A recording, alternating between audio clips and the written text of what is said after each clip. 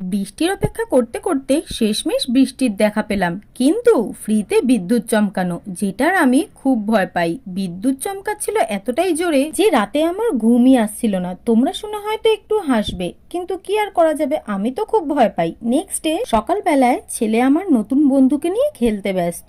নতুন বন্ধুকে পেয়ে বাবিন খুব খুশি আর খুব আদরও করে নিচ্ছে, কত হামি দিচ্ছে তোমরাই দেখে নাও। দুপুর বেলায় বোন আর বোনের বন্ধুরা আমাকে আর বাবিনকে নিতে এসেছে। আমরা দুপুর বেলায় খেয়ে দিয়ে উঠে ব্যাগ প্যাক করে বোনের সাথে বেরিয়ে পড়লাম। বাবিন তো মাম্মামকে পেয়ে খুব খুশি, তাই মাম্মামের কোলে বসে এখন মাম্মামের আদর খেয়ে নিচ্ছে। আর এই আদর খেতে খেতেই আমরা স্টেশনে পৌঁছে গেলাম, ট্রেনে উঠে পড়লাম। ট্রেনে উঠেই জুস খেতে খেতে আমরা সবাই বাড়িতে পৌঁছেও গেলাম। আর এসেই আমি আইসক্রিম খেয়ে নিয়েছি। নিজের বাড়িতে আসতে না আসতেই বিকেলের টিফিনটা আর রাতের ডিনারটা দুটোই কিন্তু জমিয়ে সবাই মিলে করে নিলাম।